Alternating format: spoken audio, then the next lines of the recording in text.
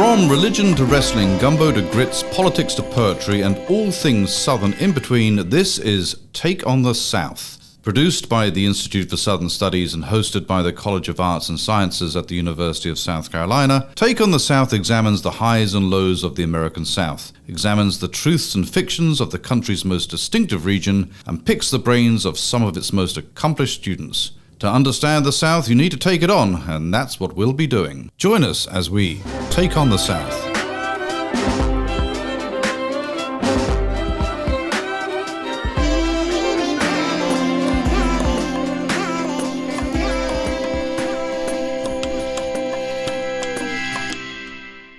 Every major university needs an official historian, and we are lucky to have a fabulous one.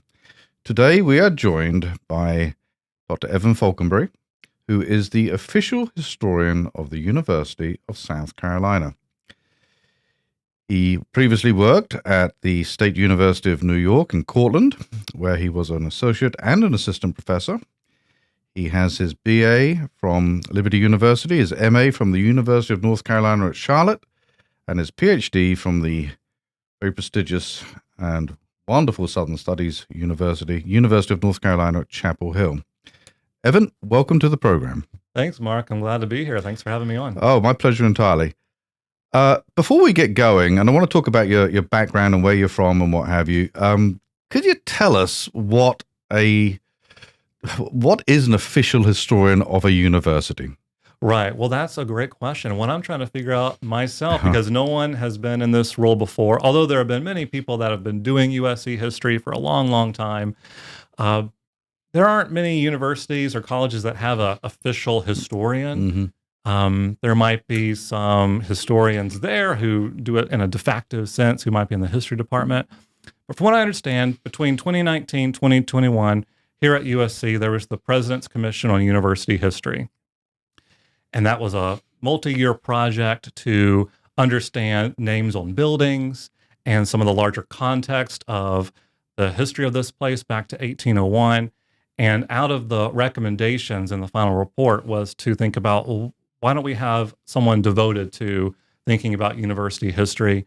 And when I saw the job come across the description, it appealed to me because it was a job in public history. And that's my background, and that's what I write about and research and what I taught.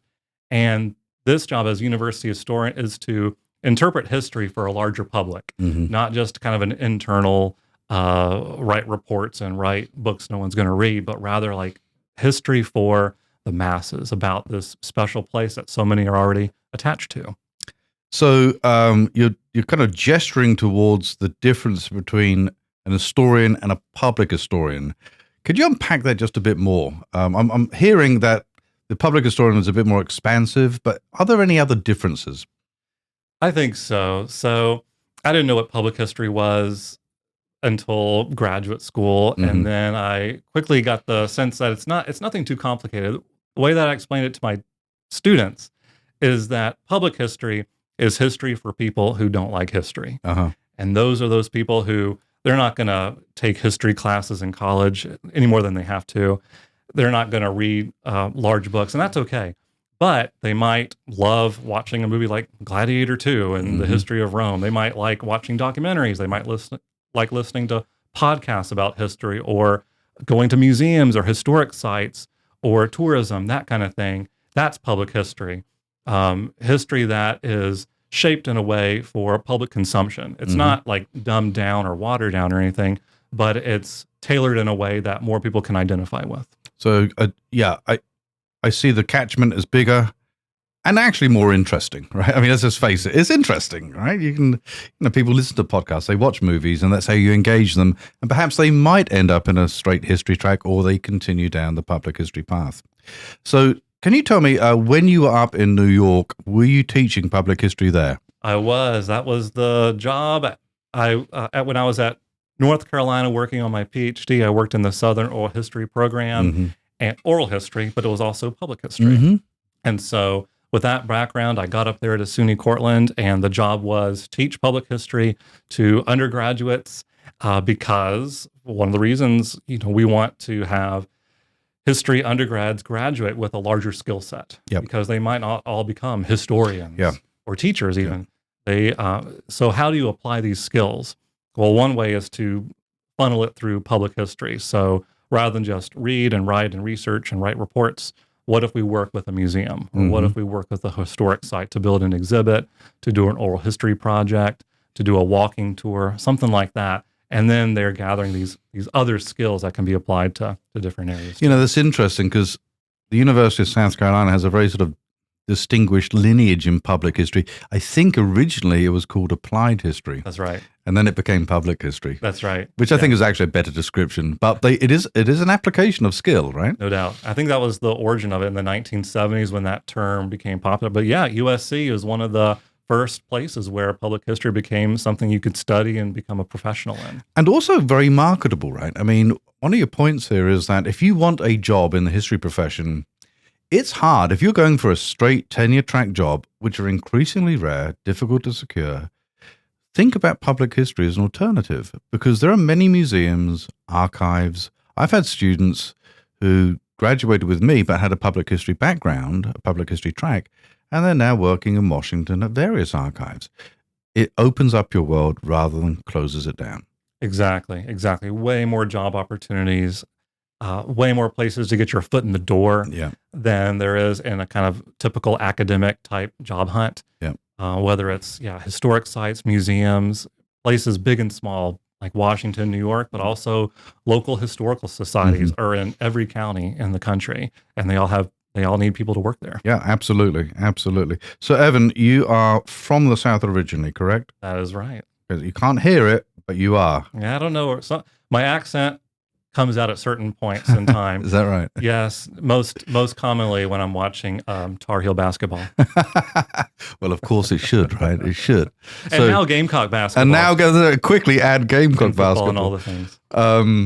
So you're from where originally? I grew up in Concord, North Carolina. Okay. And born in Louisiana, lived a few years there, lived a few years in Texas, and then for the most part lived in North Carolina growing up. And then you venture to the cold north. I did. That was the place where I culture shock much or not? You know what? Maybe in a few ways. I'd never seen salt thrown across the roads, so regularly during the winter time. Right. Had never worn so much wool and LL Bean gear than I had while I was there. But honestly, people make a lot of, Yankee differences and, the rudeness of Northerners. I heard that all the time in the South, and but I think that's more just made up. Sometimes people are maybe a little more honest or maybe a little bit more brash with their opinion, but not in a rude way. Whereas Southerners sometimes we like to hide our truest intentions behind the veneer of, passive aggressiveness or that kind of thing. Well, yeah, I understand. So let's circle back just a bit. You started here not that long ago in August 2024. So that was last semester, your first semester. You've been very busy since you arrived.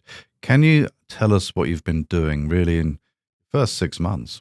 I can. So when I started as historian here, I had to quickly learn the history. So that's one of the first things. And like I mentioned earlier, there have been a lot of people from the South Caroliniana to the history department to other departments across campus to the library who have been documenting USC history for a long, long time. So I've just been trying to pick up what they've already been working on and absorb it, and then try to create new public history outlets for the future of that.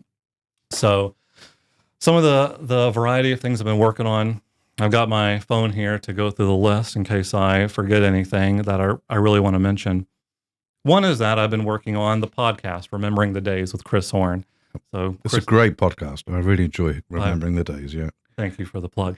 So Chris Horn started this back in 2020, all about USC history. And so I've joined with him to continue the podcast indefinitely, and hopefully for a long, long time to come. I've been working on an exhibit about the McBride dormitories because McBride is right behind Thomas Cooper Library, and it is scheduled to be demolished in spring of 2026. Yes. And it was built in 1955 and has this quirky, weird history where it has a reputation on campus. Hmm.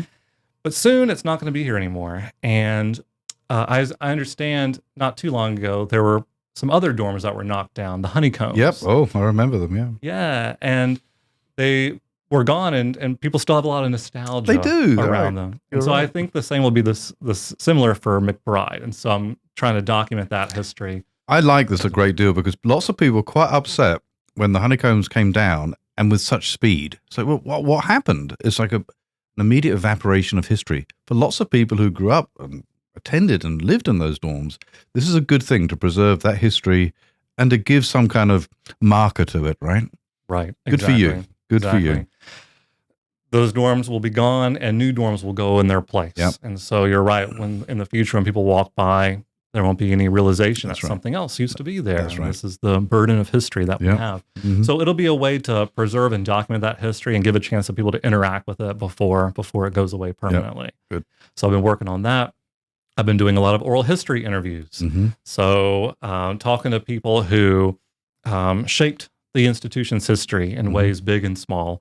So trying to talk to people who, the big people in positions of authority, but also others who were students here and helped shape things. And so, for example, I've been interviewing people who lived in McBride and talked to one person who was like a resident director there back in the, I guess, late 2010s, something, or no, not early 2010s. Okay. And to think about how, it's an all-male dorm and had a reputation on campus as being not very nice necessarily inside. The students there being a bit too boisterous, not a place where people want to go who don't live there. And so he talked in his oral history about creating these workshops with the students about, tackling hard issues like drugs and like sex and like alcohol and things like that, and kind of helping mature these students. And so the broader perspective that the McBride story will have is that it's not just buildings, but it's a place where people became men, became adults while they were here. Right. So oral history is a big part of it. Good. I also created a place for digital history to live. And of course, there's already places like that through the library and through various departments. But Bloomberg Connects is an app that Michael Bloomberg of Bloomberg Philanthropies has created for museums and historic sites to put in digital exhibits, digital tours, things like that. So I've built that up for the university where future stuff can live. I've been leading tours. I've been trying to create a kind of LibGuide or bibliography of all the previous USC history that's been done beforehand. So there can be kind of a one-stop shop for people who are doing this history with me. So that's a little sampling. All right, that's a lot. Let me just ask you this. So you come on board and you've got this massive history of an institution that is quite old, 1801. I'm just curious, did you start now and read back, or did you start in 1801 and read forward? I think it's been more scattershot. Okay, all right, because you wouldn't, if you started in 1801, you might be in 1820 by now, so you're kind of picking at things, right? Exactly. It's not chronological in order. I've just been trying to pick up what others have been doing. So a lot of the early books on USC history by Maximilian Laborde and Edwin Green and Harry Lassane and others, theirs is more chronological. Hollis is another one who wrote a two-volume history in the 50s. So looking at those, but then kind of just seeing where there are gaps, I suppose. Yeah. What are, so in some of those early histories by Laborde and Green, there's very little on Reconstruction, for example. Right. And what is there is very much like, it's whispered lament about. Right. Yeah, right. The radical rule, that kind of thing. And so beginning to think about, okay, well, what else can we do about the history of Reconstruction here? And of course, there have already been some great efforts on campus these last several years to remember that. So just kind of going with the flow with what's already been going on. No, I think it makes perfect sense. You interviewed Harry Lassane recently. Yeah. I remember when Harry was writing that book. It's probably the most recent history of the university. Yeah. What did Harry say about gaps? Did he think there were gaps, or how did he see a revised version of USC history? Right, right. Well, I think he could see the way that he charted his book was to begin to see how around the 1940s, USC exploded in a way that it hadn't before. Whereas before that, it was a tiny, tiny, tiny little place. Mm-hmm. You know, really, even after in the into the 20th century, several decades in, it was only in the post-war era that it began to grow. So before that, there weren't so many gaps, you know, Right, right. except when you look at people who were not allowed on campus. Right, right. Big gap. Yeah, yeah. Big gap. So, of course, women, Black Americans, Indigenous Americans, you know. So, and then later in the 20th century, the gaps are going to continue to be, from what Lassane was looking at, you know, we have department histories, we have the presidents. So we kind of have a heavier top-down approach, I suppose. But we can have, you know, in the old language of social history, what about the bottom up? So looking at more students, more student movements, more student groups, more things happening on campus that might not have been documented so well with a paper trail. Right. Places we can go in the future. Yeah, yeah, sure, absolutely. And you're right, it has exploded. Do you happen to know? If you don't, it's fine. I'm just curious. Do you know what the student population was in 1950 of USC and what it is today? I can't give you the exact numbers, but I think in the 1960s and then in the early 70s, it really just kind of blew up. Yeah. And so at that time, they were just building like crazy, new buildings, all over, like McBride, you know, just throwing up buildings everywhere, more and more students coming in, GI Bill money, and, you know, the post-war boom, all that sort of thing. So the numbers rose very fast. And we're going through a kind of second renaissance on this, aren't we? Because I've been here almost 30 years, and I don't recall the university building this quickly, this much in those 30 years. I mean, the footprint of the campus has got to have been doubled since I came here in, 1989. Right. Parts of the university were simply uninhabited, especially down towards the rivers. Like, nobody was there. Right. It was just a parking lot with a Coliseum. That was it. And now it's everywhere. Right, right. I think now we're over 38,000 students total, and I mean, it's just going to keep going up and up and up. What are you doing with satellite campuses? Are you working with them, or is that something that you're going to have to deal with down the road? Because we have a bunch of satellite campuses at USC, and one of the points of a state university, just like SUNY Cortland, right, is you've got to go to where population centers are. They're not all in Columbia. Right. Are you working in any of those spaces? Not yet, but I hope to down the road. Yeah, I know there's 8 schools, it's a lot. 8 different histories. It's a lot. Right, right. But each one, their own imprint, valid in their own right, their own histories. It's been fun to follow some of them just through social media and that kind of thing. Like, for example, I'll give a shout out to at USC Lancaster. They have a wonderful Native American Studies program and museum. And so, things like that I hope to coordinate with more in the future. Yeah. Yeah, and there's some that were part of the USC system that then were out of the USC system. Right. Like Francis Marion. Yeah. Marion, yeah. So that's a whole nother story there, it seems to me. Okay, so you're very busy. You've got this tranche of evidence and archives to go through, and you're going to be finding all sorts of things that other people haven't seen. And we are in need of this history, and we're in need of revision. I think this is a very healthy thing for the university. What's the most challenging part of your job?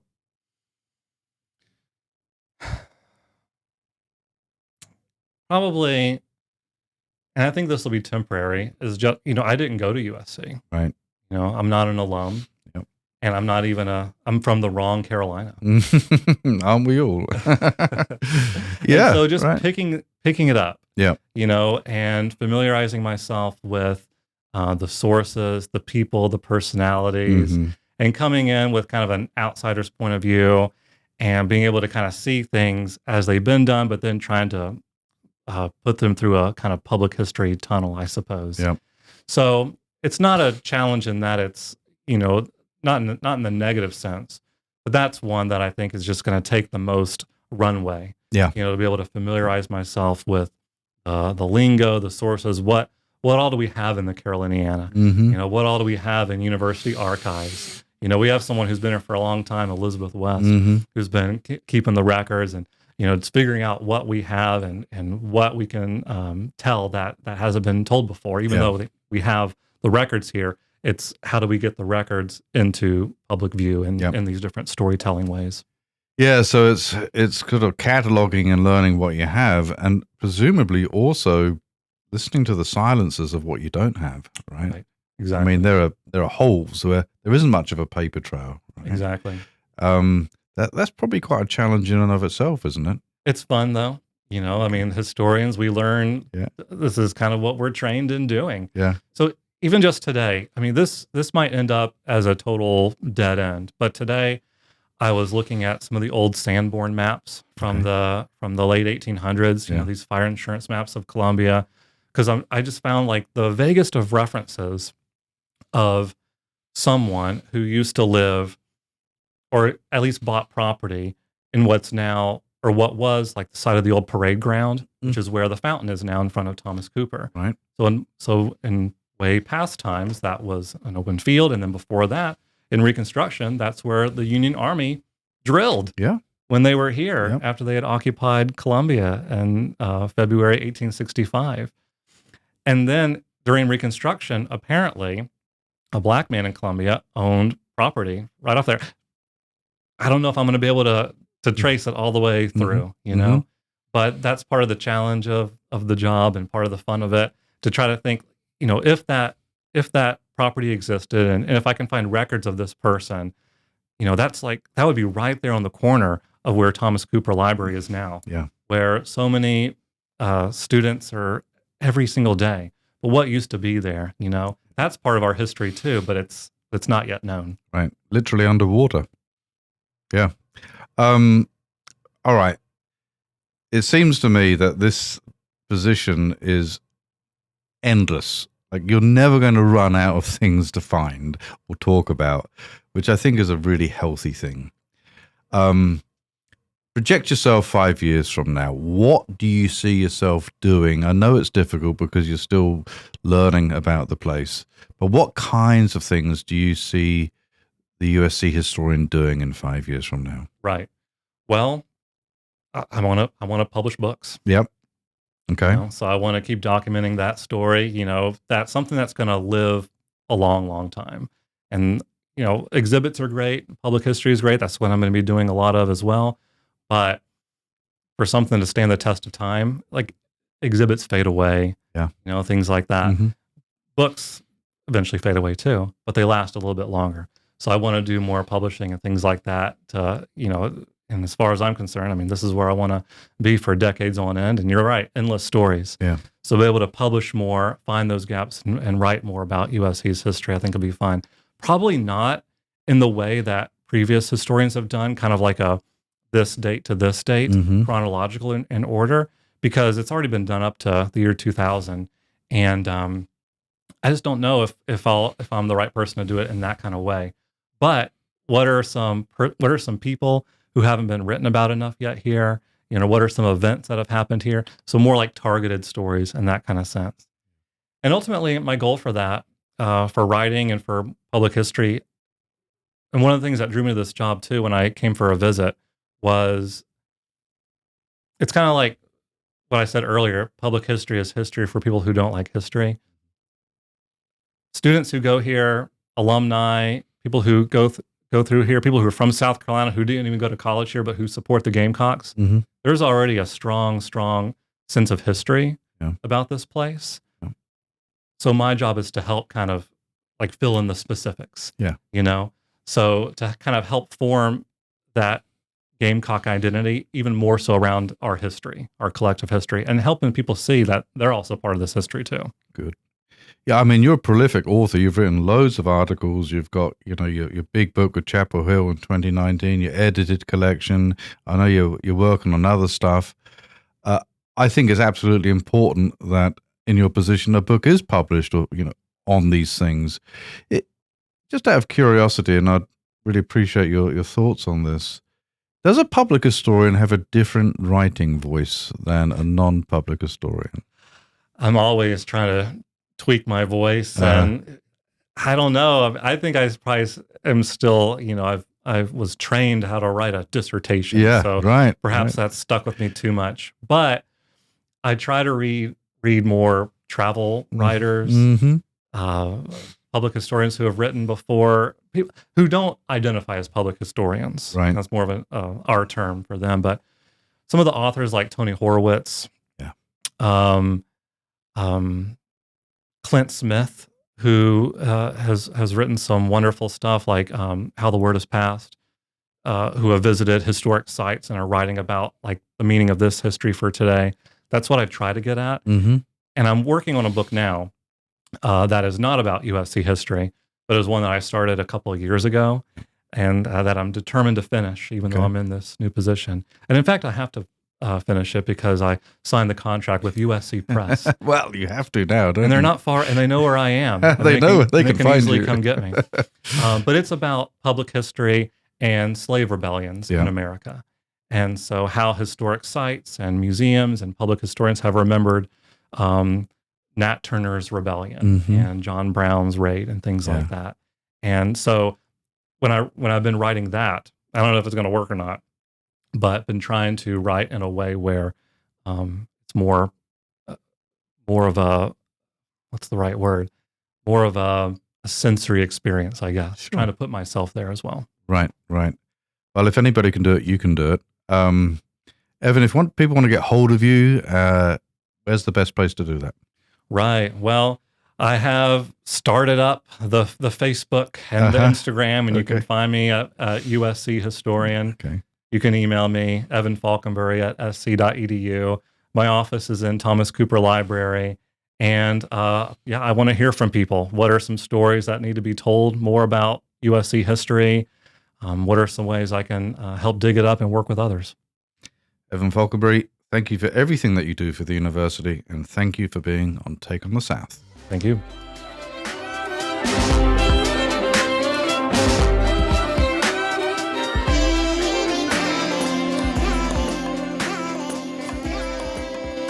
That was our Take on the South.